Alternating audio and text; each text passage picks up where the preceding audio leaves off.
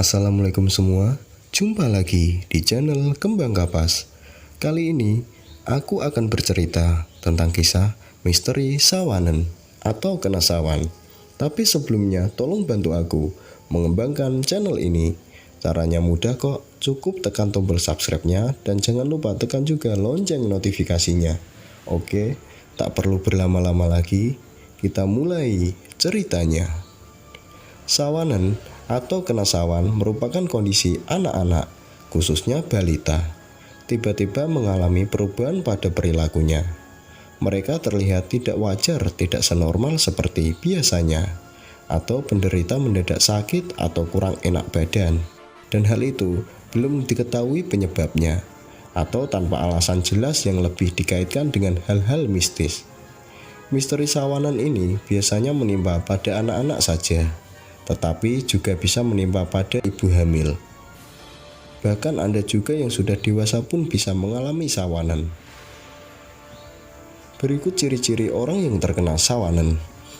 Anak-anak tiba-tiba menjadi rewel atau sering menangis tidak wajar, tidak tahu apa yang dimintanya, bahkan bisa menangis sepanjang malam. Anak-anak menjadi lebih sensitif sehingga mudah marah, merajuk dan menangis. Anak-anak mudah kaget.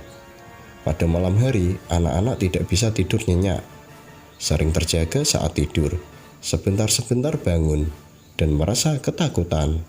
Anak menjadi lebih manja, tidak mau lepas dari gendongan ibunya siang maupun malam.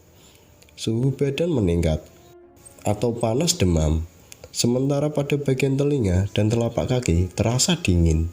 Sebagian ada anak mendadak diam, dengan mata melotot dan juga bisa disertai kejang-kejang. Anak tidak mau makan atau menyusu.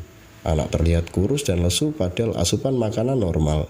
Tidak sembuh padahal sudah diperiksakan secara medis. Dengan melihat kejanggalan misteri sawanan, orang selalu mengaitkannya dengan hal mistis dan bisa disebabkan oleh hal-hal yang tidak masuk akal. Namun, hal ini sudah dipercaya secara turun-temurun. Beberapa kasus penyebab terkena sawan ialah takziah, acara pernikahan, menjenguk bayi lahir, dan makan daging kambing. Kasus di atas bila dilihat memang tidak rasional untuk masa sekarang ini, sama seperti larangan orang tua kita yang melarang membawa anak kecil keluar rumah saat maghrib tiba, karena bisa membuat anak menjadi rewel akibat diganggu makhluk halus. Bila kita tangkap larangan tersebut mengandung pesan moral, adapun maksud yang tersirat agar anak tidak merasa kedinginan yang bisa menyebabkannya masuk angin. Karena kondisi di luar rumah, waktu maghrib adalah waktu di mana udara mengalami penurunan suhu yang drastis, dari panas ke dingin, dan di dalam rumah tentu saja udara cenderung lebih stabil atau hangat. Sementara sisi spiritualnya, waktu maghrib adalah waktu buat kita orang muslim untuk beribadah sholat maghrib.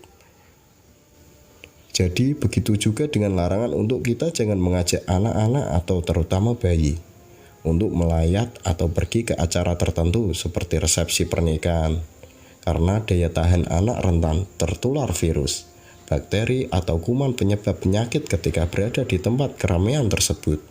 Misalnya, di acara tersebut ada salah seorang menderita flu, maka kemungkinan besar anak bisa tertular virus flu.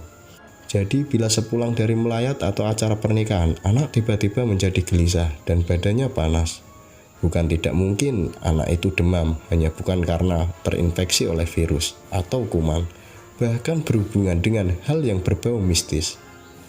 Selain daripada itu, anak-anak yang punya riwayat epilepsi juga memiliki resiko kambuh lebih besar ketika diajak berada pada kerumunan banyak orang.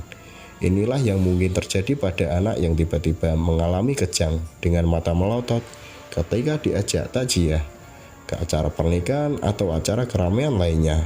Dengan kejadian seperti ini, orang awam lalu menghubungkannya dengan hal-hal berbau mistis, yaitu terkena sawan. Begitulah jawaban secara medis mengenai misteri sawanan.